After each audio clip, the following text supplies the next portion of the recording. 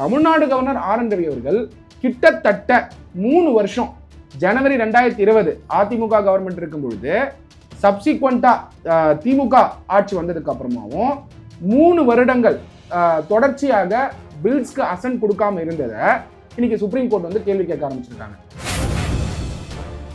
Constitution article 200ல first ப்ரொவிசர்ல கொடுத்திருக்கிறது as soon as possible. இந்த as soon as possible எப்படி பார்க்கணுங்கிற ஒரிஜினல் இன்டென்ட் ஆஃப் த கான்ஸ்டிடியூஷனை பார்க்கணும். ஒரிஜினல் இன்டென்ட் ஆஃப் த கான்ஸ்டிடியூஷனை பேஸ் பண்ணி பார்த்தா கவர்னர் ஆர் என் ரவி அவர்கள் மீறி இருக்காரு. Original intent of the constitution புரியாதவங்க மீறல தான் சொல்லுவாங்க. இது என்ன புரிஞ்சுக்கணும்னா as soon as possibleனா எப்ப வேணாலும் கிடையாது, கூடிய சீக்கிரம். as soon as possible வையே, கூடிய சீக்கிரம் பண்ணணும்னு வையின்னு சொல்லும்பொழுது தான் அண்ணல் அம்பேத்கர் அவர்கள் as soon as possible fix பண்ணாரு. அவ்வளோ பெரிய ஹிஸ்ட்ரி இருக்கக்கூடியது தான் as soon as possible. ஆனால் இன்னைக்கு சுப்ரீம் கோர்ட் என்ன அப்சர்வ் பண்றாங்கன்னா as soon as possible இருக்கிறதுனால டிலே பண்ணாங்கிற ரைட் கிடையாது. அதுதான் ஒரிஜினல் இன்டென்ட் ஆஃப் த கான்ஸ்டிடியூஷன்ன்றதை கம்யூனிகேட் பண்றாங்க அப்சர்வேஷன்ஸா. ஆர்டிகல் 200 பொசிஷன் என்னங்கிறது தான் பெஞ்சோட கொஸ்டின். அதுல ரெண்டாவது கொஸ்டின் வந்து ரொம்ப இம்பார்ட்டன்ட் கொஸ்டின். எந்த சிச்சுவேஷன்ல பிரசிடென்ட்டுக்கு அனுப்ப முடியும்? எல்லா சிச்சுவேஷன்ல பிரசிடென்ட்டுக்கு அனுப்ப முடியுமா, இல்ல சென்ட்ரல் லாக்கும் ஸ்டேட் லாக்கும் ரிபக்னன்சி இருந்தா, டிஃபரன்ஸ் இருந்தா அந்த சிச்சுவேஷன் தான் பிரசிடென்ட்டுக்கு அனுப்ப முடியுமாங்கிற கொஸ்டின் வந்து எழுப்பப்பட்டிருக்கு. At the end of the day, nobody is bothered whether governor versus CM என்ன பிரச்சனை யாருக்கும் கவலை இல்லை. பட் அல்டிமேட்டா மக்களுக்கு தேவையான சட்டம் பாஸ் ஆகுதான்றது தான். அப்போ அந்த சட்டம் பாஸ் ஆகலன்னா மக்களுக்கு தேவையான பெனிஃபிட் போல அப்படிங்கிறது தான் பாயிண்ட். ஸோ அந்த பாயிண்ட்ல பார்க்கும்போது அடிப்படை உரிமை மக்களுக்கு பாதிக்குது. அப்போ இந்த இடத்துல வந்து சுப்ரீம் கோர்ட் வந்து as soon as possible urgency அப்படிங்கிறது தான் நம்ம பார்க்க முடியும் original intent of the constitution. Legal talks நேயர்களுக்கு அன்பு வணக்கம். இன்று நம்மோடு வழக்கறிஞர் திருமிகு சத்யகுமார் அவர்கள் இருந்துள்ளார். வணக்கம் சத்யகுமார் சார். கவர்னருக்கும் தமிழ்நாடு அரசுக்குமான ஒரு மோதல் என்பது ஒரு நீர் பூத்த நெருப்பாவே இருக்கு. பலமுறை உச்சநீதிமன்றம் போயிட்டு நிவாரணம் வாங்கியிருக்காங்க. பலமுறை உச்சநீதிமன்றமே ஆளுநரை மிக கடுமையான வார்த்தைகள் சொல்லி கண்டனமே பண்ணியிருக்காங்க. அதன் காரணமாக ஆளுநர் சில கோப்புகளின் மீது கையெழுத்து போட்டிருக்காரு, சில முடிவுகளை எல்லாம் மாத்திருக்காரு. மறுபடியும் தமிழ்நாடு அரசு உச்சநீதிமன்றத்துக்கு போயிருக்காங்க. ஒரு 3 வருஷமாக ஒரு 12 மசோதாக்களுக்கு ஆளுநர் ஒப்புதல் கொடுக்காமலே இருக்காரு. இதுக்கு நீங்க உச்சநீதிமன்றம் எங்களுக்கு உரிய நிவாரணம் வாங்கி தரணும் அப்படிங்கிற ஒரு ரிட் பெட்டிஷனோடு தமிழ்நாடு அரசு போயிருக்காங்க. மொத்தம் 2 ரிட் பெட்டிஷன் போட்டிருக்காங்க. 2 ரிட் பெட்டிஷனையும் ஒன்னாக சேர்த்து உச்சநீதிமன்றம் விசாரணை பண்ணிக்கிட்டு இருக்காங்க. குறிப்பாக ஆளுநருக்கு ஒரு மசோதாவின் மீது திருப்தி இல்லை அப்படின்னா அந்த மசோதாவை நிறுத்தி வைக்கக்கூடாது, அந்த மசோதாவுக்கு ஒப்புதல் கொடுத்தே ஆகணும். ஏன் 3 வருஷமாக மசோதாக்கள் மீது எந்த ஒரு நடவடிக்கையும் எடுக்காம கிடப்பில் போட்டிருக்கீங்க, அதற்கான காரணத்தை நீங்க சொல்லியே ஆகணும்னு ஆளுநருக்கு ஒரு மிக கடுமையான அப்சர்வேஷன்ஸை உச்சநீதிமன்றம் கொடுத்திருக்காங்க. குறிப்பாக இந்த வழக்கை பத்தி என்ன நடந்திருக்கு, இன்னைக்கு காரசாரமான விவாதங்கள் உச்சநீதிமன்றத்தில் போயிருப்பதாக தகவல். உங்களுடைய பார்வை என்ன சார்? உச்சநீதிமன்றத்தில் என்ன நடந்திருக்கு? டெஃபினட்டா சுப்ரீம் கோர்ட்ல வந்து இப்போ கவர்னர் வந்து கொஸ்டின் பண்ண ஆரம்பிச்சிருக்காங்க. அப்படி பார்க்கும் பொழுது Tamil Nadu governor R N Ravi அவர்கள் நிறைய பில்ஸை வந்து வித்ஹோல்ட் பண்ணது மட்டும் இல்லாமல் சில பில்ஸுக்கு வந்து பார்த்தீங்கன்னா பிரசிடென்ட்டுக்கும் அமைச்சிருக்காரு. இதுதான் இஷ்யூ ஆக்சுவலாக. இப்போ இந்த இஷ்யூ எப்படி ஸ்டார்ட் ஆகுதுன்னா, ஒரு எலெக்டட் கவர்மெண்ட் வந்து வந்த உடனேயே அவங்களுடைய நோக்கம் என்னமா இருக்கும், மக்களுக்கு என்ன ப்ராமிஸ் பண்ணுறாங்களோ அந்த ப்ராமிஸ் பண்ணதுக்கு அவங்க பில்ஸ் பாஸ் பண்ணி அந்த பில்ஸ் ஆக்ட் ஆகினாதான் அவங்களால செயல்படுத்த முடியும். லெஜிஸ்லேட் பண்ணாதான் எக்ஸிக்யூட்டிவ் செயல்படுத்த முடியும். அப்படி இருக்கும் பொழுது governor, Tamil Nadu governor R N Ravi அவர்கள் இந்த பில்ஸ் எல்லாமே பார்த்தீங்கன்னா நிலுவையில் வைக்கும் பொழுது, இல்லை எதுவுமே பதில் சொல்லாமல் ஒரு ஃபீட்பேக் கொடுக்காம, இல்லை அசென்ட் கொடுக்காம, ஃபீட்பேக் கூட கிடையாது, அசென்ட் அப்படிங்கிறது தான் லீகல் வேர்டு, அதாவது ஒப்புதல் அசென்ட் கொடுக்காம வச்சுட்டு இருந்தாருன்னா அதனால வந்து தமிழ்நாடு கவர்மெண்ட் கொண்டு வரக்கூடிய, அதாவது லெஜிஸ்லேட்டிவ் அசம்பிளியில் கொண்டு வரக்கூடிய மசோதா, அந்த லெஜிஸ்லேட்டிவ் அசம்பிளியில் கொண்டு வர மசோதா யார் கொண்டு வரா?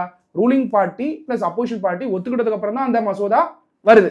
அப்போ அப்போசிஷன் பார்ட்டியும் சரி ரூலிங் பார்ட்டியும் சரி ஒத்துக்கிட்டதுக்கு அப்புறம் தான் அந்த பில் பாஸ் ஆகுது.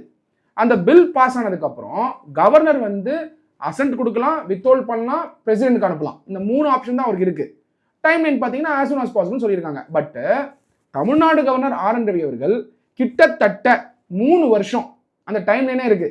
ஜனவரி 2020 அதிமுக கவர்மெண்ட் இருக்கும் பொழுது சப்சிக்வெண்டா திமுக ஆட்சி வந்ததுக்கு அப்புறமாவும் 3 வருடங்கள் தொடர்ச்சியாக பில்ஸ்க்கு அசென்ட் கொடுக்காம இருந்ததை இன்னைக்கு சுப்ரீம் கோர்ட் வந்து கேள்வி கேட்க ஆரம்பிச்சிருக்காங்க.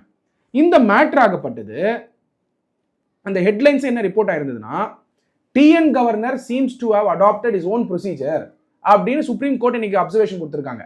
ஓன் ப்ரொசீஜர்னா என்ன அர்த்தம்? அரசியலமைப்பு சட்டத்தில் இருக்கக்கூடிய ப்ரொசீஜரை ஃபாலோ பண்ணியிருந்தா கான்ஸ்டியூஷன் இருக்கக்கூடிய ப்ரொசீஜர்னு சொல்லியிருப்பாங்க சுப்ரீம் கோர்ட். ஆனால் சுப்ரீம் கோர்ட் என்ன அப்சர்வேஷன் கொடுத்துருக்காங்கன்னா, Tamil Nadu governor seems to have adopted his own ப்ரொசீஜர்னு அபெக்ஸ் கோர்ட்டே கொடுக்குறாங்க இந்த அப்சர்வேஷனை. அதுதான் ஹெட்லைன்ஸாக வந்துட்டு இருக்கு. அப்படி பார்க்கும் பொழுது இந்த சுப்ரீம் கோர்ட் பெஞ்சில் வந்து இந்த மேட்டர் வருது. அட்டார்னி ஜெனரல் ஆஃப் இந்தியா வந்து ஆர் வெங்கட்ரமணி அவர்கள் வந்து கவர்னர் சார்பில் அப்பியர் ஆகிறாரு. பட்டு தமிழ்நாடு கவர்மெண்ட் போட்ட ரிட் பெட்டிஷனுக்கு 2 வழக்கறிஞர்கள் சீனியர் அட்வொகேட்ஸ் அப்பியர் ஆகிறாங்க. அப்பியர் ஆகும் பொழுது ஆர்டிகல் 200 சாராம்சத்தை எடுத்து உரைக்கிறாங்க. அப்படி சாராம்சத்தை எடுத்து உரைக்கும் பொழுது சுப்ரீம் கோர்ட் வந்து அந்த பெஞ்ச் வந்து அதை பற்றியான அப்சர்வேஷனாக வரும்பொழுது கொஸ்டின் என்ன ரைஸ் ஆகுதுன்னா, ஆர் என் ரவி அவர்கள் 3 வருடங்கள் ஏன் வந்து பில்ஸை நிலுவையில் வச்சாருங்கிற மாதிரியான கொஸ்டின் தான் ரைஸ் பண்ணப்பட்டது. அது மட்டும் இல்லாமல் கிட்டத்தட்ட ஒரு 8 கொஸ்டின்ஸும் ரைஸ் பண்ணியிருக்காங்க. என்ன கொஸ்டின்ஸ் ரைஸ் பண்ணியிருக்காங்கன்னா, இது டெக்னிக்கல் கொஸ்டினாக இருந்தாலும் ஆர் என் ரவி அவர்களை நோக்கி தான் இந்த கொஸ்டின் ரைஸ் ஆயிருக்கு. ஏன்னா இந்த ரிட் பெட்டிஷன் யார் பண்ணது? தமிழ்நாடு அரசு. இந்த ரிட் பெட்டிஷன் யாருக்கு அகைன்ஸ்டா? ஆளுநருக்கு எதிராக. Tamil Nadu governor R N Ravi அவர்கள் அகைன்ஸ்டா. அப்படி இருக்கும் பொழுது இந்த 8 கொஸ்டின் என்னென்ன கேட்குறாங்கன்னா, ஃபர்ஸ்ட் பாயிண்ட், ஒரு சட்டத்தை தமிழ்நாடு லெஜிஸ்லேட்டிவ் அசம்பிளி பாஸ் பண்ணி உங்களுக்கு அனுப்புறாங்க. அரசியலமைப்பு சட்டத்தில் ஆர்டிகல் 200 கொடுத்திருக்கக்கூடிய பவர்ஸ் என்ன? ஒன்று, நீங்க அசென்ட் கொடுக்கணும், அதாவது ஒப்புதல் கொடுக்கணும். ரெண்டாவது ஆப்ஷன் என்ன? நீங்க வந்து வித்ஹோல்ட் பண்ணலாம், அதாவது நிறுத்தி வைக்கலாம். மூணாவது வந்து பிரசிடென்ட்டுக்கு அனுப்பலாம். பிரசிடென்ட்டுக்கு இந்த பில் வந்து பிரசிடென்ட்டுக்கு அனுப்பிச்சிடுறது, ரெஃபரிங் டு த பிரசிடென்ட். அப்போ இந்த 3 ஆப்ஷன் தவிர வேற எந்த ஆப்ஷன் கிடையாது கவர்னருக்கு. இந்த எத்தனை கால விதியில இது பண்ணணும்ன்ற கேள்வியும் இருக்கு. எதுக்குள்ள இது பண்ணணும்? 1 வாரத்தில் பண்ணணுமா, 1 மாசத்துல பண்ணணுமா, 6 மாசத்துல பண்ணணுமாங்கிறதுக்கு ஃபர்ஸ்ட் ப்ரொவிசோ டு ஆர்டிகல் 200 என்ன சொல்றாங்கன்னா, as soon as possible சொல்றாங்க. அதை பத்தி அப்புறம் பார்ப்போம். But as soon as possible விரைவாக பண்ணணும் அப்படின்னு எடுத்துக்கலாமா? சீக்கிரம் பண்ணணும். Come as soon as possible, சீக்கிரம் வாங்க அப்படின்னு சொன்னா என்ன அர்த்தம்? நீங்க 8:30 மணிக்குள்ள வாங்க, 9 மணிக்குள்ள வாங்கன்னு சொல்லல. சீக்கிரம் வாங்கன்னா எவ்வளவு சீக்கிரம் வர முடியுமோ வாங்கன்னு அர்த்தம். அப்போ ஒரு பில்லு தமிழ்நாடு கவர்மெண்ட் வந்து Tamil Nadu governor R N Ravi அவர்களுக்கு அமிச்சா as soon as possibleனா எவ்வளோ டைம் வேணா எடுத்துக்கலாம்னு கிடையாது. எவ்வளோ சீக்கிரம் முடியுமோ அவ்வளோ டைம் எடுத்துக்கணுங்கிறது தான் point to be noted. Okay, Baba Saheb doctor B.R. Ambedkar as soon as possible கொண்டு வரணும் ஆர்டிகல் 200 அப்படின்னு விவாதிக்கும் பொழுது, அப்போ பார்த்தீங்கன்னா ஆர்டிகல் 175 டிராஃப்ட் கான்ஸ்டியூஷன்ல அதோட ஹிஸ்டரிக்கு நம்ம போகலாம், நம்ம ஆக்டை டிஸ்கஸ் பண்ணும்போது போகலாம். அப்படி பார்க்கும் பொழுது ஆர்டிகல் 175 டிராஃப்ட் கான்ஸ்டியூஷன் இருக்கும்பொழுது டைம்லைன் வைக்கணுமா, as soon as possible வைக்கணுமான் பொழுது Baba Saheb doctor B.R. Ambedkar timeline வைக்கக்கூடாது, as soon as possible வைக்கணும்னு சொன்னாரு. காரணம் என்னன்னா, கூடிய சீக்கிரம் வரணும். ஏன்னா டெமோக்ரஸி வந்து ஸ்டாப் ஆகக்கூடாது, டெமோக்ரஸி வந்து ஹால்ட் ஆகக்கூடாது. மக்களோட விருப்பத்தை தான் லெஜிஸ்லேட்டிவ் அசம்பிளியில் பாஸ் பண்றாங்க, whether you like it or not. நம்ம சம்டைம்ஸ் வந்து ஸ்டேட் கவர்மெண்ட் கொண்டு வர சட்டத்தை கூட நம்ம விமர்சிக்கிறோம், சம்டைம்ஸ் சென்ட்ரல் கவர்மெண்ட் கொண்டு வர சட்டத்தையும் நம்ம விமர்சிக்கிறோம். அது தனிப்பட்ட விமர்சனம். ஆனா யூனியன் கவர்மெண்டா இருந்தாலும் சரி, ஸ்டேட் கவர்மெண்டா இருந்தாலும் சரி, எலெக்ட் பண்ணி அனுப்புறது வந்து மக்களுடைய விருப்பம் தான். அவங்க பாஸ் பண்ற சட்டத்தை நிறுத்தி வைக்கிற பவரே கிடையாது, ஆளுநருக்கு கிடையாதா? வித்ஹோல்டு பண்ணாலும் நீங்க திருப்பி அனுப்பணும். ஆளுநர் ஒரு மசோதாவுக்கு ஒப்புதல் கொடுக்கவில்லை என்றால் சட்டமன்றத்துக்கு அனுப்பியதுதான் பொருள்னு எடுத்துக்கலாமா? அப்சல்யூட்லி. அதுதான் நீங்க சுப்ரீம் கோர்ட்டும் கேட்டிருக்காங்க. 8 கேள்வியில 1 கேள்வி என்னன்னா, ஃபர்ஸ்ட் வந்து ஆளுநருக்கு தமிழ்நாடு லெஜிஸ்லேட்டிவ் அசம்பிளியில் பில் பாஸ் பண்ணி அனுப்புறாங்க, ஒப்புதல் கொடுக்கலாம். ஒப்புதல் கொடுக்கலனா வித்ஹோல்ட் பண்ணலாம். வித்ஹோல்ட் பண்ணி அப்படி வச்சுக்க முடியாது. வித்ஹோல்ட் பண்றேன்னு நீங்க டிக்ளேர் பண்ணிட்டீங்கன்னா இமீடியட்டா நீங்க ரிட்டர்ன் அனுப்பணும். யாருக்கு? சட்டமன்றத்துக்கு. அவங்க என்ன பண்ணணும்? அவர் என்ன சொன்னாரோ, கவர்னர் என்ன சொன்னாரோ அவர் சொன்னதை மாத்திட்டு பில்ல பாஸ் பண்ணலாம். இல்லாட்டி அதை அனலைஸ் பண்ணி மாத்திரமா வேணாமான்னு டிசைட் பண்ணலாம். இல்ல மாத்த முடியாதுன்னு சொல்லி பில்ல திருப்பி பாஸ் பண்ணி திருப்பி கவர்னருக்கு அமிச்சா அரசியலமைப்பு சட்டத்தின் படி ஆர்டிகல் 200 படி அவருக்கு திருப்பி வித்ஹோல்ட் பண்ற பவர் கிடையாது. ஃபர்ஸ்ட் இன்ஸ்டன்ஸ்ல மட்டும்தான். செகண்ட் இன்ஸ்டன்ஸ்க்கு என்ன பண்ணணும்னு கான்ஸ்டியூஷன் சொல்லல. அப்போ original intent of the constitution போய் பார்க்கணும். எத்தனை வாட்டி கவர்னர் வந்து வித்ஹோல்ட் பண்ணலான்னு இருக்கா இல்லையா, எத்தனை வாட்டி வித்ஹோல்ட் பண்ணணும்னு கான்ஸ்டியூஷன் ஆர்டிகல் 200 சொல்லாட்டியும் intention of the intent of the original frame of the constitution வந்து செகண்ட் டைம் வித்ஹோல்ட் பண்ணக்கூடாதுன்றது தான். அதாவது 2வது முறை ஒப்புதல் கொடுத்தே ஆகணும். அப்சல்யூட்டா ஒப்புதல் கொடுத்தா. 2வது வாட்டி வரும்பொழுது நீங்க ஃபர்ஸ்ட் டைம் வித்ஹோல்ட் பண்ணீங்க, சட்டசபைக்கு அமிச்சிங்க, செகண்ட் டைம் வரும்போது பிரசிடென்ட்டுக்கு ரெஃபர் பண்ணலாமா அப்படின்னு அந்த கேள்வி வரும்போது பிரசிடென்ட்டுக்கு ரெஃபர் பண்ற பவர் கிடையாது அப்படின்னு எக்ஸ்பிளிசிட்டா ஆர்டிகல் 200ல சொல்லல. எதுக்காக ஆர்டிகல் 200 இருக்கிறது தான் ஃபாலோ பண்ணணும்னு சொல்றோம்னா, ஆர்டிகல் 200ஓட இன்டென்ஷன் செகண்ட் டைம் வந்தா என்ன, தேர்ட் டைம் வந்தா என்ன, ஃபோர்த் டைம் வந்தா என்னன்றது ஒரிஜினல் ஃப்ரேமர்ஸ் ஆஃப் தி கான்ஸ்டியூஷன் தெரியுமா தெரியாதா? Baba Saheb doctor B.R. அம்பேத்கர் அவர்கள் இதை விஷுவலைஸ் பண்ணியிருப்பாரா மாட்டாரா? அவர் படிச்சது கிரேசின்ல, லண்டன்ல, காமன் லா ஜூரிஸ்டிக்ஷன்ல எக்ஸ்பர்ட்டா பேரிஸ்டர் இன் லாவா இருந்திருக்காரு. கிரேசின்ல படிச்சிருக்காரு லண்டன்ல. அப்படி இருக்கும் பொழுது பல உலகளாவிய இருக்கக்கூடிய சட்டத்தை தெரிஞ்சிருக்கக்கூடிய பாபா சாஹேப் டாக்டர் B.R. அம்பேத்கர் அவர்களுக்கு செகண்ட் டைம் ரிட்டர்ன் அனுப்புவாங்க இந்த மாதிரி சுச்சுவேஷன்ஸை திங்க் பண்ணிருப்பாரா மாட்டாரா? அப்படி இருந்தும் அதை பத்தி பேசாம வித்ஹோல்ட் பண்ற பவர் ஒரு வாட்டி தான் அப்படிங்கிற இன்ஸ்டன்ட் தான் குறிப்பிட்டிருக்காரு தவிர, அசம்பிளிலையும் அதுதான் ஒத்துக்கிட்டாங்களே தவிர, கான்ஸ்டியூஷன் அசம்பிளி டிபேட் ஒத்துக்கிட்டாங்களே தவிர, அதை தாண்டி ஸ்கோப் இல்லைங்கிறது தான் பாயிண்ட். எனக்கு இன்னொரு கேள்வியும் எழுது சார். சட்டமன்றத்தில் ஒரு மசோதாவை நிறைவேற்றி அனுப்புறாங்க, ஆளுநர் அதற்கு ஒப்புதல் கொடுக்கணும், இல்லாட்டா நிறுத்தி வைக்கணும், இல்லை என்றால் குடியரசுத் தலைவருக்கு அனுப்பி வைக்க முடியும். எனக்கு இன்னொரு கேள்வி எழுது. சட்டமன்றம் ஒரு மசோதாவை நிறைவேற்றி கவர்னருக்கு அனுப்புறாங்க, அதை ஒப்புதல் கொடுக்காமல் குடியரசுத் தலைவருக்கு அனுப்ப முடியுமா? அது சட்டத்துல இடம் இருக்கா? இப்போ ஒப்புதல் கொடுத்துட்டா பிரசிடென்ட் அனுப்ப முடியாது, வித்ஹோல்ட் பண்ணாலும் பிரசிடென்ட் அனுப்ப முடியாது, ரிசர்வ் பண்ணா பிரசிடென்ட் அனுப்பலாம். Okay, reserve and refer. Reserve பண்றதுல இருந்து ரெஃபருக்குன்னு ஒரு டைம் லைன் இருக்கணும்ல. ஓகே, அது டைம் லைனே கிடையாது. அப்ப டைம் லைன் இல்லைன்னா ரிசர்வ் பண்ண உடனேயே நீங்க ரெஃபர் பண்ணணும்னு அர்த்தம். இப்போ எப்படி தெரியுமா சொல்றாங்க? இப்போ supporter of the governor against the governor பேசிட்டு இருக்காங்க. இது அரசியலாக்கவே வேணாம், original intent of the constitution பார்க்கலாம். நம்மளுடைய அரசியல் சட்டத்துடைய ஒரிஜினல் இன்டென்ட் இருக்கும், அந்த ஒரிஜினல் இன்டென்ட்டை புரிஞ்சுக்கலாம். உலக லெவலில் இருக்கக்கூடிய கான்ஸ்டியூஷன்ல என்ன யோசிச்சிருக்காங்கன்னு பார்க்கலாம். Original intent of the constitution என்னன்னா, அசென்ட் கொடுங்க, இல்ல வித்ஹோல்ட் பண்ணுங்க, 3வது பிரசிடென்ட்க்கு ரெஃபர் பண்ணுங்க, ரிசர்வ் பண்ணி ரெஃபர் பண்ணுங்க. அப்ப ரிசர்வ் பண்றதுக்கும் ரெஃபர் பண்றதுக்கும் கால விதியே இருக்கக்கூடாது. இன்னைக்கு நீங்க ரிசர்வ் பண்ணிட்டீங்கன்னு சொன்னீங்கன்னா ரெஃபருங்கிறது இன்னைக்கே நடக்கணும். நீங்க யோசிச்சுட்டு இருக்கீங்கன்னாக்க எதுக்காக யோசிக்கிறீங்க? உங்க பவரை நீங்க விட்டு கொடுத்துட்டீங்க. உங்க பவர் என்ன? அசென்ட் கொடுக்கறது. கவர்னரோட பவர் என்ன? அசென்ட் கொடுக்கறது, வித்ஹோல்ட் பண்றது. 2 பவரையும் கிவ் அப் பண்ணதுக்கு அப்புறம் நீங்க ரிசர்வ் பண்ணீங்கனாலே ரெஃபரிங் டு தி பிரசிடென்ட் தான். அப்போ வேற 2 சாய்ஸை நீங்க எடுக்க முடியாது அப்படிங்கறத நம்மளோட இன்டர்பிரேஷனா பார்க்கப்படுது. ஓகே, உச்சநீதிமன்றத்திலும் இதே கேள்வி தமிழ்நாடு அரசு எழுப்பியிருக்காங்க. ஆளுநர் ஒரு மசோதாவை சட்டமன்றத்துக்கு திருப்பி அனுப்புகிறார் என்றால் ஏன் திருப்பி அனுப்புறோம், அதற்கான காரணத்தை ஆளுநர் குறிப்பிட வேண்டும். R.N. ரவி அவர்கள் அப்படி எந்த ஒரு காரணத்தையும் குறிப்பிடப்படவில்லை அப்படிங்கிற ஒரு விஷயத்தையும் தமிழ்நாடு அரசு தன்னுடைய வாதமா வச்சிருக்காங்களே சார். எக்ஸாக்ட்லி. இப்போ இந்த இஷ்யூ என்னன்னா, 2வது क्वेश्चनவை ரைஸ் பண்ணிருக்காங்க. I read the exact words of the question. ஏன்னா பல சட்ட மாணவர்கள் லா ஃப்ரெட்டர்னிட்டி இந்த டிபேட்ஸை பார்க்கறதுனால क्वेश्चन நம்பர் 2 ரைஸ் பண்ணிருக்காங்க சுப்ரீம் கோர்ட் கவர்னரை நோக்கி. என்ன क्वेश्चन ரைஸ் பண்ணிருக்காங்கன்னா, whether the discretion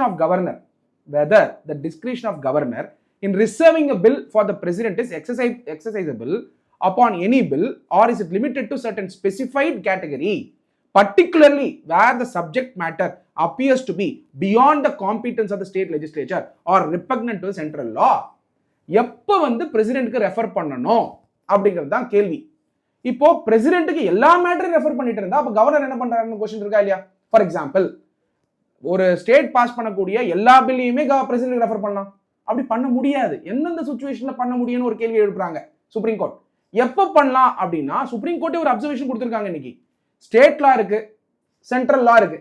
சென்ட்ரல் லாவும் ஸ்டேட் லாவும் கான்ஃபிளிக்ட் ஆனா, ஒரே சப்ஜெக்ட் மேட்டருக்கு சென்ட்ரல் ஆக்டும் ஸ்டேட் லாக்கும் கன்கரண்ட் லிஸ்ட் இருக்கும் பொழுது ஸ்டேட்ல ஒரு லா பாஸ் பண்ணுவாங்க, சென்ட்ரல்ல ஒரு லா பாஸ் பண்ணுவாங்க. அப்படி ஒரு லா பாஸ் பண்ணி அமிச்சா அந்த லா சென்ட்ரல் லா ஓவர் ரைட் பண்ற மாதிரியோ இல்ல அதுல இருக்கக்கூடிய பல விஷயங்கள் ஸ்டேட் லால இருந்தா அந்த சிச்சுவேஷன்ல மட்டும் தான் பிரசிடென்ட்க்கு அனுப்பணுமா, எல்லா சிச்சுவேஷன்லயும் பிரசிடென்ட்க்கு அனுப்பலாமா? அப்ப எந்த சிச்சுவேஷன்ல பிரசிடென்ட்க்கு அனுப்பணுங்கிற கேள்வியும் சுப்ரீம் கோர்ட் எழுப்பியிருக்காங்க. இதுல என்ன சொல்றாங்கன்னா, அப்படி நீங்க சென்ட்ரல் லா ஸ்டேட் லாக்கு ரிபக்னன்சி இருக்குன்னு ஒரு லைன்ல சொல்லக்கூடாது, நீங்க ஒரு எக்ஸ்பிளனேஷன் கொடுக்கணும்.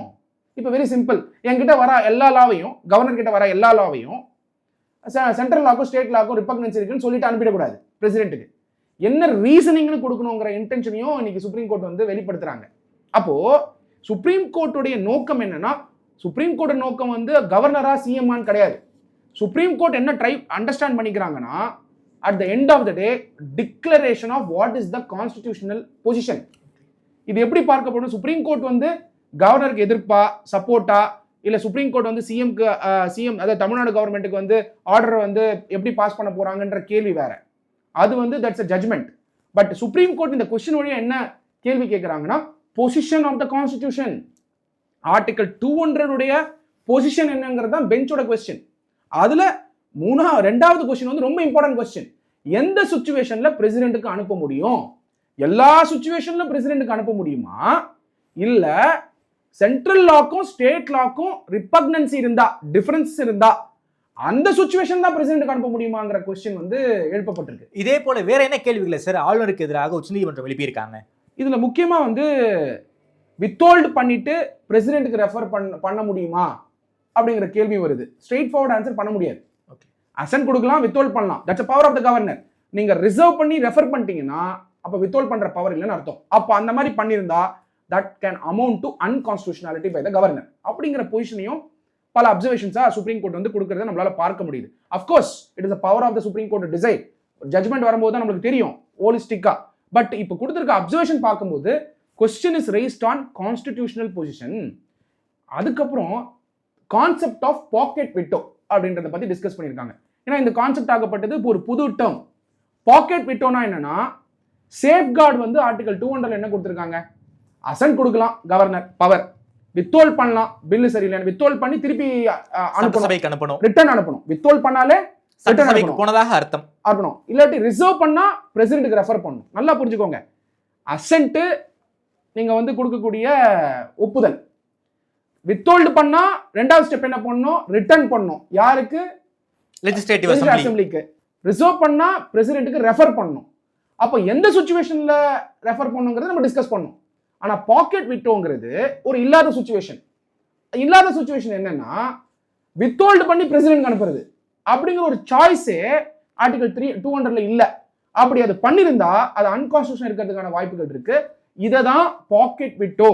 What is the concept of pocket விட்டோன்னு கேட்கும் பொழுது அதுல முக்கியமான சீனியர் அட்வொகேட் ஆர்கியூ பண்ணும்போது சொல்றாரு, the power to withhold simpliciter is not available under article 200. withhold பண்ணி பிரசிடென்ட்க்கு அனுப்புற பவர் ஆர்டிகல் 200ல கிடையாது.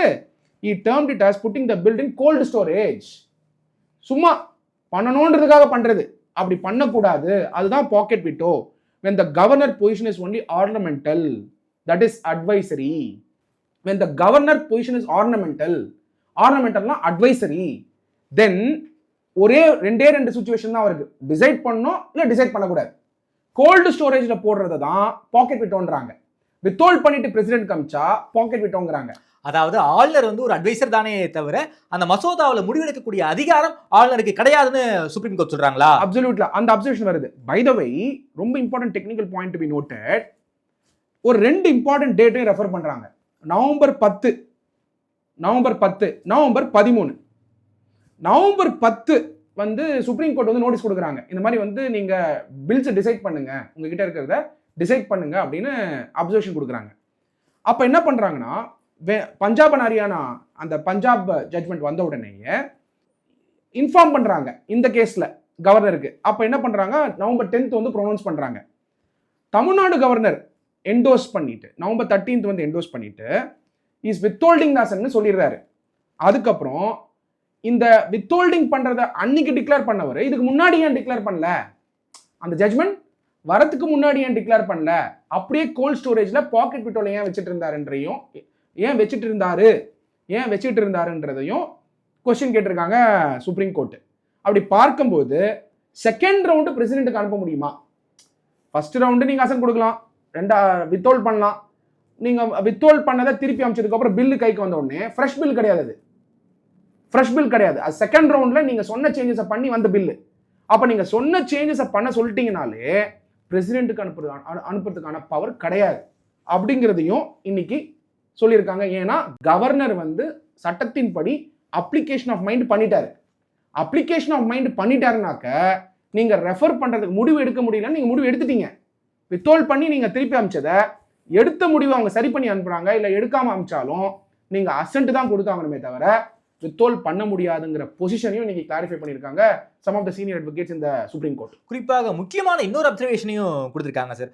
ஒரு 3 வருஷத்துக்கு மேலே எந்த ஒரு மசோதாவையும் நீங்கள் வந்து முடிவெடுக்காமல் இருக்கீங்க, அதற்கான பதிலை நீங்கள் நாளைக்குள்ளே சொல்லி ஆகணும்னு ஒரு அப்சர்வேஷனாகவும் கொடுத்துருக்காங்க. ஆளுநருக்கு இப்படிப்பட்ட ஒரு கெடுவை உச்சநீதிமன்றத்தால் விதிக்க முடியுமா? அதுக்கு சட்டத்தில் இடம் இருக்கா? டெஃபினட்டா தட்ஸ் அ குட் கொஸ்டின். நீங்கள் பார்த்தீங்கன்னா கவர்னர் அப்படிங்கிற புக்கு, த கவர்னர் கைட், இது வந்து பார்த்தீங்கன்னா இது முக்கியமான புக்கு. இந்த புக்கில் assent to the bills by the president and கவர்னர்ஸ்ங்கிற ஒரு சாப்டர் இருக்கு. அதில் நீங்கள் எடுத்து பார்த்தீங்கன்னா முக்கியமாக வந்து 2 கமிஷன் ஃபார்ம் பண்ணியிருக்காங்க. 2 commission ஆகப்பட்டது Venkata Chellaiah commission, Punji commission. 2 கமிஷனுமே article 200 பற்றி எக்ஸ்டென்சிவாக டிஸ்கஸ் பண்ணியிருக்காங்க. ஆர்டிகல் 200 வந்து இப்போ தான் இஷ்யூ ஆகுதுன்னு கிடையாது. ஆர்டிகல் 200 ஆகப்பட்டது இன்னைக்கு பிஜேபி வந்து தான் இந்த பிரச்சனை ஆகுது, இல்லை காங்கிரஸ் இருக்கும்போது இந்த பிரச்சனை இல்லைன்னு கிடையாது. என்னைக்கு அரசியலமைப்பு சட்டம் வந்ததோ, என்னைக்கு வந்து பிரிட்டிஷ்காரங்க கிரவுன் போயிட்டதுக்கப்புறம் யூனியன் கவர்மெண்ட் வந்தாங்களோ, அதுக்கப்புறம் பார்த்தீங்கன்னா யூனியன் கவர்மெண்ட் வந்ததுக்கப்புறம் ஃபெடரல் ஸ்ட்ரக்சர் நம்ம கண்ட்ரியில் உருவாச்சோ, அப்போ கவர்னர்ன்ற பொசிஷன் இருக்கும் பொழுது, காங்கிரஸ் ஆட்சியில் இருக்கும் பொழுதே கவர்னர் வெர்சஸ் ஸ்டேட்னு ஆரம்பிச்சிருச்சு. எப்போனா 1968 ஏன் சொல்றேன் அந்த point, very important date. 1950 Congress தான் பெரும்பாலான ஸ்டேட்டை ரூல் பண்ணிட்டு இருந்தாங்க. அவங்க கவர்னரே தான் இருந்தாங்க. அப்போ இருக்கும்பொழுது பெரிய பிரச்சனை ஆகலை. 1968 தான் தமிழ்நாடு தான் முதல்ல ரீஜனல் பார்ட்டி வந்து பவருக்கு வராங்க. அப்படி வரும்பொழுது ரீஜனல் பார்ட்டிக்கு பவர் வரும்பொழுது தான் டிஃப்ரெண்ட் பொலிட்டிக்கல் ஐடியாலஜிஸ் வந்து கவர்மெண்ட் ஃபார்ம் பண்றாங்க. அப்போதான் conflict between the union and the state start ஆகுது. அஃப்கோர்ஸ் காங்கிரஸ் பவர்ல இருக்கும்போது கூட அவங்க ரெப்ரசன்டேட்டிவ் சீஃப் மினிஸ்டரா இருக்கும்பொழுது சீஃப் மினிஸ்டருக்கும் கவர்னருக்குமே பிரச்சனை இருந்த ஹிஸ்டரிலாம் இருக்கு. புதுசு ஒன்றும் கிடையாது. காங்கிரஸ் பார்ட்டியே ரூலிங்ல இருக்கும் பொழுதும் கவர்னர் இருக்கும் பொழுது பிரச்சனைகளானதை நம்மளால பார்க்க முடியுது. இன்ஃபேக்ட் ஓமந்தூரார் அவருடைய புக் எடுத்து பார்த்தீங்கன்னாலே தெரியும் கவர்னருக்கும் அவருக்கு என்னென்ன ப்ராப்ளம்ஸ் இருந்தது, எப்படி வந்து ப்ராப்ளம்ஸ் யூனியனுக்கும் ஸ்டேட்டுக்கும் ப்ரொவின்ஸுக்கும் இருந்ததுன்றதை நம்மளால பிரசிடென்சிக்கும் இருந்தது நம்மளால பார்க்க முடியுது. அந்த எக்ஸப்ஷன் இருந்தா கூட ரீஜனல் பார்ட்டிஸ் அங்கங்க தலையெடுக்கும் பொழுது, அவங்க சீஃப் மினிஸ்டர் ஆகும் பொழுது கவர்னருக்கும் சீஃப் மினிஸ்டருக்கும் இன்னவிட்டபிளாவே ஒரு டிஸ்அக்ரிமெண்ட் இருந்துட்டு இருந்தது காங்கிரஸ் ஆட்சியிலேயே. இது பிஜேபி வந்ததுக்கு அப்புறம் தான் இந்த பிரச்சனை இருக்குன்னு கிடையாது. But number of bills withhold பண்றதுன்னு இருக்கா இல்லையா? நீங்க ஒரு பில்ல வித்ஹோல்ட் பண்ணலாம், 2 பில்ல வித்ஹோல்ட் பண்ணலாம், 3 பில்ல வித்ஹோல்ட் பண்ணலாம். அந்த பவர் இருக்கு, இல்லைன்னு கிடையாது.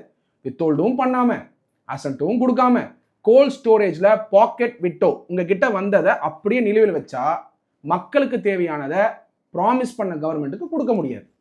இன்னைக்கு பிஜேபி யூனியன்ல இருக்கிறதுனால பிஜேபி சப்போர்ட்டர்ஸ் இது கரெக்ட்னு சொல்லலாம். நாளைக்கு வேற ஒரு பார்ட்டி வந்து நேஷனல் கவர்மெண்ட் ஃபார்ம் பண்ணதுக்கு அப்புறம் பிஜேபி சில மாநிலங்கள் ஆளுவாங்களா மாட்டாங்களா? அப்ப கவர்னர் வந்து யூனியன் கவர்மெண்ட் அப்பாயின்ட் பண்ணவங்க வருவாங்க. அப்போ வந்து இந்த மாதிரி பிரச்சனையானா டெஃபினட்டா பிஜேபி எதிர்ப்பாங்களா மாட்டாங்களா? அப்ப பொசிஷன் ஆஃப் லாவை தான் நம்ம பார்க்கணுமே தவிர இது பார்ட்டி அப்படிங்கிற பாயிண்ட்டுக்கு போகக்கூடாது.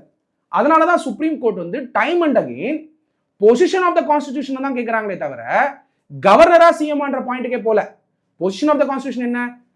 பவர்ஸ் கொடுக்கப்பட்டிருக்க பவர்ஸை எக்ஸைஸ் பண்ணீங்களா இல்லையா, அது வந்து கான்ஸ்டிடியூஷனலா இல்லையா அப்படிங்கிற கேள்விக்கு தான் சுப்ரீம் கோர்ட் அபெக்ஸ் கோர்ட் போறாங்கன்றத நம்மளோட பாயிண்ட். நீங்க சொல்றத பார்த்தா கவர்னர் ஆர்டிகல் 200 மீறுகிறார் நாம எடுத்துக்கலாமா? அதாவது கான்ஸ்டிடியூஷனுக்கு எதிராக ஆர் ரவி செயல்படுகிறார் நாம எடுத்துக்கலாமா?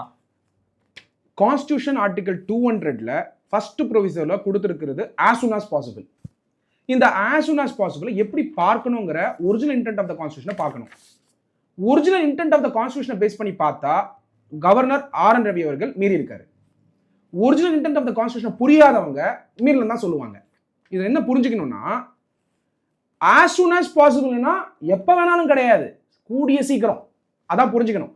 அண்ணல் அம்பேத்கர் அவர்கள் இந்த கான்ஸ்டிடியூஷன் அசெம்பிளி டிபேட்ஸ்ல பாத்தீங்கன்னா இதை மூவ் பண்றாரு இந்த மோஷன்.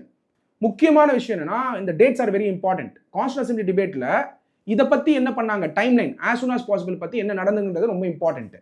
அப்படி பார்க்கும்போது குரோனிக்கல்ஸ் ஆஃப் இந்தியன் கான்ஸ்டிடியூஷன் எடுத்து பார்த்தீங்கன்னா 3 இம்பார்ட்டன்ட் டேட்ல இது டிபேட் நடக்குது. 3 இம்பார்ட்டன்ட் டேட்ல எதை பத்தி? ஆர்டிகல் 200 பத்தி. அந்த டேட்டை குறிப்பிட விரும்புறேன். 1 14th June 1949 அன்னைக்கு ஒரு டிபேட் நடக்குது. 1st August 1949 அன்னைக்கு ஒரு டிபேட் நடக்குது. 17th October 1949 அன்னைக்கு ஒரு டிபேட் நடக்குது. இந்த 3 நாளுமே ஆர்டிகல் 200 பத்தி. அப்போ ஆர்டிகல் 200 டிராஃப்ட் கான்ஸ்டிடியூஷன் வந்து 175. அந்த 175 பத்தி பாபா சாஹிப் டாக்டர் B.R. அம்பேத்கர் அவர்கள் டைம்லைன் இருக்கணுமா வேணாமான்றதை மூவ் பண்றாரு motion. I read the exact motion of the honourable doctor B.R. Ambedkar. The honorable Dr. B.R. Ambedkar, I read the exact words. அவர் பிரேயர் இப்படி தான் பிரிண்ட் ஆயிருக்கு கான்ஸ்டிடியூஷன் அசெம்பிளி டிபேட்ல. சார் அவர் சொல்றாரு, அம்பேத்கர் அவர்கள் சொல்றாரு, sir comma I move apostrophe, I quote the exact word quotationல, that in the proviso to article 91, அப்ப 91 அதுக்கு முன்னாடி இந்த கவர்மெண்ட் ஆஃப் இந்தியா ஆக்ட்ல, for the words not later than 6 weeks, the words as soon as possible be substituted. அப்போ அண்ணல் அம்பேத்கர் அவர்கள் father of the Indian கான்ஸ்டிடியூஷனோட நோக்கம் என்ன? 4 வீக்ஸ்னு சொல்லியிருந்த இடத்துல first proviso to article 200 subsequent of 175 ஆகி டிராஃப்ட்ல 200 ஆச்சு ஃபைனல் கான்ஸ்டிடியூஷன்ல. 91 இருந்தது 175 ஆகி டிராஃப்ட்ல 175 ஆர்டிகலா இருந்தது 200 ஆர்டிகலா மாறிச்சு. இதுதான் ஹிஸ்டரி. அந்த 200ல first ப்ரொவிசோல as soon as possible இருக்கு. as soon as possible எதுக்கு? அசென்ட்டுக்கு, வித்ஹோல்டிங்க்கு, ரெஃபரிங் டு த பிரசிடென்ட்டுக்கு. அப்போ அந்த இடத்துல அண்ணல் அம்பேத்கர் அவர்கள் டைம் லைன் ஃபிக்ஸ் பண்ணணும்னா பண்ணிருக்கலாமா முடியாதா? டைம் லைன் இருந்தது, டைம் லைன் வைக்கணும்னு சொன்னாங்க பல பேர். அவர் என்ன சொன்னாருன்னா டைம் லைன் வேணாம், கூடிய சீக்கிரம் எவ்வளோ சீக்கிரம் முடியுதோ, இன்னைக்கு வருது பில்லுனா நாளைக்கு கொடுத்தாலும் ஓகே, நாளைக்கு கொடுத்தாலும் ஓகே, உடனே கொடுத்தாலும் ஓகே, லெட்டர் வழியாக கம்யூனிகேட் பண்ணாலும் ஓகே, சீக்கிரம் கொடுக்கணுங்கிறது தான் original intent of the constitution. எப்போ வேணா கொடுக்கலாங்கிறது original intent of the constitution இருக்கவே முடியாது. காரணம் என்ன? வெரி சிம்பிள், எலெக்டட் கவர்மெண்ட் 5 வருஷம் தான், பல வருஷம் கிடையாது. ஸோ அன்லிமிட்டட் டைம் கிடையாது, இன்ஃபைனைட் டைம் கிடையாது, டைம் பவுண்டாக தான் லெஜிஸ்லேட்டிவ் கவர்மெண்ட் இருக்கு. டைம் பவுண்டடாக லெஜிஸ்லேட்டிவ் கவர்மெண்ட் இருக்கும் பொழுது அவங்க பாஸ் பண்ற பில்ல சீக்கிரம் கொடுத்தாதான் அவங்க மக்களுக்கு தேவையானதை செய்ய முடியும்.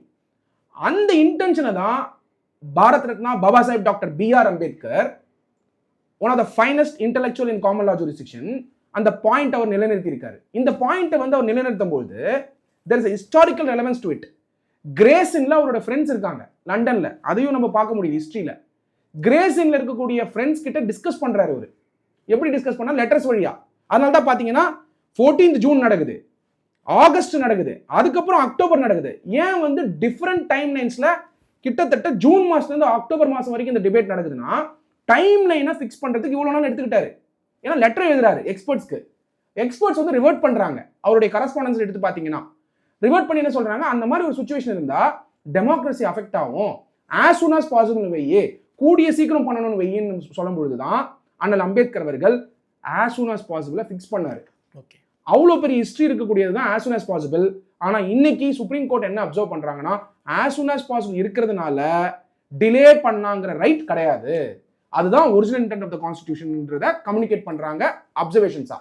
Okay sir. சார் நீங்கள் குடியரசுத் தலைவரை பற்றி நீங்கள் பேசும்போது சொன்னீங்க, ஆளுநர் எல்லா மசோதாவையும் குடியரசுத் தலைவருக்கு அனுப்ப முடியாது, செலக்டடாக தான் அனுப்ப முடியும்னு சொன்னீங்க. ஃபார் எக்ஸாம்பிள், ஒரு மசோதாவை ஆளுநர் வந்து குடியரசுத் தலைவருக்கு அனுப்புகிறார் என்றால் குடியரசுத் தலைவர் என்ன செய்யணும் சார்? அப்படிங்கிறதுக்கான கேள்விக்கு என்ன விடை இருக்கு கான்ஸ்டிடியூஷன்ல? Very simple. அதாவது பிரசிடென்ட் வந்து அந்த பில் போன உடனேயே அவர் வந்து அட்டார்னி ஜெனரலை கன்சல்ட் பண்ணலாம், இல்லாட்டி லீகல் எக்ஸ்பர்ட்ஸை கன்சல்ட் பண்ணலாம், சம்டைம்ஸ் ஈவன் சுப்ரீம் கோர்ட்டையும் கன்சல்ட் பண்ணலாம். அந்த பவர் வந்து பிரசிடென்ட்டுக்கு எக்ஸ்க்ளூசிவா இருக்கு. ஓகே, ஃபர்ஸ்ட் கோர்ட்டுக்கு, சுப்ரீம் கோர்ட், சீஃப் ஜஸ்டிஸை கூட கன்சல்ட் பண்ணக்கூடிய பவர் பிரசிடென்ட்டுக்கு உண்டு on matters of his choice. அந்த பவர் அரசியல் சட்டத்தில் அம்பேத்கர் அவர்கள் கொடுத்திருக்காரு. அப்போ பிரசிடென்ட் வந்து அந்த பில்லை வந்து ஒன்று சேஞ்சஸ் சொல்லி அனுப்பலாம். ஒன்ஸ் சேஞ்சஸ் சொல்லி அனுப்புனா திருப்பி வந்து கவர்னருக்கு பவர் கிடையாது. அதுக்கு அடுத்தாப்புல அந்த சேஞ்சஸ் பண்ணா ஸ்டேட் வந்து பிரசிடென்ட் தான் திருப்பி அனுப்பணும். அப்படி இருக்கும்பொழுது ஒன்ஸ் ரெஃபர் பண்ணிட்டா வாட் இட் மீன்ஸ் இஸ் கவர்னருக்கு இனிமே பவரே கிடையாது அந்த பில்லுக்கு. அப்ப ரெஃபர் பண்ணிட்டா கவர்னர் செகண்ட் டைம் அசென்ட் கொடுக்கிறது, வித்ஹோல்ட் பண்றது, ரெஃபர் பண்றதுக்கு எந்த ஆப்பர்ச்சுனிட்டியுமே கிடையாது. அப்ப கைவிட்டு போயிடுச்சு, கவர்னர் கைவிட்டு பவரை பிரசிடென்ட் கிட்ட கொடுத்துட்டாரு. அப்ப பிரசிடென்ட் டிசைட் பண்ணி அந்த பில் பாஸ் பண்ணலாம்னு சொல்லிட்டு அசென்ட் கூட கொடுக்கலாம். அந்த அசென்ட்டை கவர்னர் கம்பல்சரியா கொடுத்தாகணும். இதுதான் அந்த process established, due process established under the constitution. குடியரசுத் தலைவர் மீதோ அல்லது ஆளுநர் மீதோ யார் ஒருவரும் வழக்கு போட முடியாது, அவர்களை அரசியலமைப்பு சட்டம் காப்பாற்றுகிறது. அப்படிப்பட்ட சூழல்ல ஆளுநருக்கு நீங்க நாளைக்குள்ள பதில் சொல்லி ஆகணும் அப்படிங்கிற கெடுவை உச்சநீதிமன்றத்தால விதிக்க முடியுமா சார்? இப்போ அரசியலமைப்பு சட்டத்துல வந்து பாத்தீங்கன்னா கேஸ் போட முடியாதுன்னு இருக்கலாம், பட் சுப்ரீம் கோர்ட் டைரக்ஷன் கொடுக்க முடியாதுன்னு கிடையாது. ரிட் பெட்டிஷனுங்கிறது நீங்க எப்படி கேஸா பார்க்க முடியும்? Writ petition is not a case, civil case or a criminal case against a governor. It is not a case. Writ petition அப்படிங்கிற power it's soul of the Indian constitution. Article 32 வந்து அடிப்படை உரிமையில கொண்டு வரப்பட்டது. இந்த இடத்துல வந்து என்ன அஃபெக்ட் ஆகுதுன்னு பார்க்கணும். நம்மளுடைய Kesavananda Bharati versus state of கேரளால பேசிக் ஸ்ட்ரக்சர் ஆஃப் த கான்ஸ்டிடியூஷன்ல ஃபெடரலிசம் வந்து one of the important thing, independence of the judiciary second thing. அப்படி பார்க்கும் பொழுது கவர்னர் அவர்கள் மேல என்ன கேஸ் போட முடியாதுன்றது தான் பாயிண்ட். எந்த கேஸுமே போட முடியாதுன்னு கிடையாது. அடிப்படை உரிமை பாதிக்கும் பொழுது, அடிப்படை உரிமை யாருக்கு பாதிக்குன்னு இருக்கு. அப்போ மக்களுக்கான தேவையான பில்ஸ் பாஸ் பண்ணும்போது அடிப்படை உரிமை பாதிக்கும் பொழுது the power of judicial review comes. Power of judicial review comes. Constitutional question இருக்கும்போது power of judicial review comes. Our power of judicial review comes, it is a judicial review that is happening and not a case. அப்ப judicial review என்ன பண்றாங்க? Article 200ல இருக்கிறத governor பண்றாரா இல்லையான்னு checklist போடுறாங்க. பண்ணலன்னு சொன்னாக்க கவர்னர் பண்ணல அப்படின்னு சொன்னாக்க பண்ணணும் அப்படின்னு சொல்லக்கூடிய டைரக்ஷன் சுப்ரீம் கோர்ட்டுக்கு உண்டு. ஸோ கேஸ் அப்படிங்கிறத வந்து நீங்க வந்து சிவில் கேஸ், கிரிமினல் கேஸ் அப்படி பார்க்க கூடாது. ரிட் பெட்டிஷனுங்கிறது நீங்க கேஸா பார்க்கலாம், இல்ல ஜுடிஷியல் ரிவ்யூவா பார்க்கலாம். நீங்க power of judicial review is the power of the constitution. கடந்த காலங்களில் பஞ்சாப் ஆளுநரும் இப்படிப்பட்ட செயல்பாடுகள்லாம் பண்ணிக்கிட்டு இருந்தாங்க. பஞ்சாப் அரசும் உச்சநீதிமன்றத்துக்கு ஒரு வழக்காவே போட்டாங்க. அந்த வழக்கை பொறுத்த வரைக்கும் ஆளுநருக்கு சில பல அறிவுரைகளை வந்து ஜட்மெண்ட்டாவே உச்சநீதிமன்றம் கொடுத்திருக்காங்க. தற்போதும் ஆளுநருக்கு எதிராக ஒரு மிக கடுமையான ஒரு கேள்விகளை உச்சநீதிமன்றம் கேட்டிருக்காங்க. இந்த வழக்கு ஒரு லேண்ட்மார்க் ஜட்மெண்ட்டா அமைய வாய்ப்பு இருக்கா sir? Very important point be noted. அல்டிமேட்டா இந்த இஷ்யூல எங்க பாயில் டவுன் ஆகுதுன்றா பார்க்கணும். அதாவது கோல்ட் ஸ்டோரேஜ்ல போடுறது time line as soon as possible Baba Saheb doctor B.R.. Ambedkar கொண்டு வந்தார். அந்த as soon as possible-க்கு இன்னைக்கு டைம் லைன் கொடுக்க வேண்டிய கட்டாயத்துக்கு வந்துட்டோமா, இல்ல அந்த as soon as possible continue பண்ணி supreme court as soon as possible அர்ஜென்சின்னு சொல்லணுமா அப்படிங்கிற பாயிண்ட்ல தான் நம்ம நிக்கிறோம். ஈவன் பஞ்சாப் கேஸ்லயும் பாத்தீங்கன்னா, பஞ்சாப் கவர்னர் கேஸ்லயும் பாத்தீங்கன்னா as soon as possible தான் இஷ்யூவா இருந்தது. ஸ்டேட் வெர்சஸ் சென்டர் சப்ஜெக்ட்டுக்கு வந்து சென்டருக்கும் ஸ்டேட்டுக்கும் ரிபக்னன்ஸ் இருந்தால் தான் பிரசிடென்ட்டுக்கு அனுப்பணுமான்ற கேள்வி அங்கேயும் இருந்தது. அப்போ இந்த ரெண்டு இஷ்யூவை தான் நம்ம ஆர்டிகல் 200 ரிசால்வ் பண்ண வேண்டிய கட்டாயத்தில் இருக்கும். இப்போ சுப்ரீம் கோர்ட் இந்த மேட்டரை லா வில் பி டிக்ளேர்டா இல்லையாங்கிறது power of the supreme court. But as soon as possible replace பண்ணுமா வேணாமா பல கொஸ்டின்ஸ் வந்து இதுக்கு முன்னாடியே ரைஸ் பண்ணியிருக்காங்க. அதான் சொல்லிட்டு இருந்தேன். புஞ்சி கமிஷன் வந்து 2010 6 பாயிண்ட் ரைஸ் பண்ணியிருக்காங்க. அதில் முதல் point prescribed time limit, say a period of 4 months within which the governor should take a decision whether to grant assent to the bill or to reserve it for consideration of the president. 4 months time line கொடுங்கன்னு அந்த commission சொல்லியிருக்காங்க. Punji commission already recommendation வச்சிருக்காங்க. அப்போ issue already தெரியும். Article 200 இருக்கக்கூடிய issue 2010 அப்போ BJP இல்ல, அப்போ காங்கிரஸ் தானே. அப்போ 2010லயே இதை ஃபோர்சி பண்ணியிருக்காங்க. அப்போ அந்த ரெக்கமெண்டேஷனை கன்சிடர் பண்ற டைம் வந்துருச்சா இல்லையா, இப்படியே கன்ஃபியூஷன் இருக்குமா, அதனால அஃபெக்ட் ஆகுறது பீப்புள் தான். At the end of the day nobody is bothered whether governor versus CM என்ன பிரச்சனை யாருக்கும் கவலை இல்லை. பட் அல்டிமேட்டா மக்களுக்கு தேவையான சட்டம் பாஸ் ஆகுதான்றது தான். அப்போ அந்த சட்டம் பாஸ் ஆகலன்னா மக்களுக்கு தேவையான பெனிஃபிட் போல அப்படிங்கிறது தான் பாயிண்ட். ஸோ அந்த பாயிண்ட்ல பார்க்கும்போது அடிப்படை உரிமை மக்களுக்கு பாதிக்குது. அப்போ இந்த இடத்துல வந்து சுப்ரீம் கோர்ட் வந்து as soon as possible urgency அப்படிங்கிறது தான் நம்ம பார்க்க முடியும் original intent of the constitution. அதனால எப்படி சுப்ரீம் கோர்ட் வந்து இந்த அப்சர்வேஷன்ஸோட ஜட்மெண்ட்ஸ் வரப்போகுதுன்றது வரக்கூடிய நாட்கள் தான் பார்க்கணும். Ultimately power of judicial review lies with the supreme court with respect to article 32. we have to wait and watch என்ன மாதிரியான அப்சர்வேஷன் வரப்போகுதுன்னு. ரொம்ப நன்றி சத்யகுமார் சார். இன்னைக்கு உச்சநீதிமன்றத்தில் ரொம்ப காரசாரமாக போன தமிழ்நாடு அரசுக்கும் ஆளுநருக்கும் எதிரான வழக்கு பற்றின உங்களுடைய பார்வையை ரொம்ப விரிவாக வச்சிருக்கீங்க. நேரம் கொடுத்து பேசியமைக்கு நன்றி சத்யகுமார் சார். நன்றி.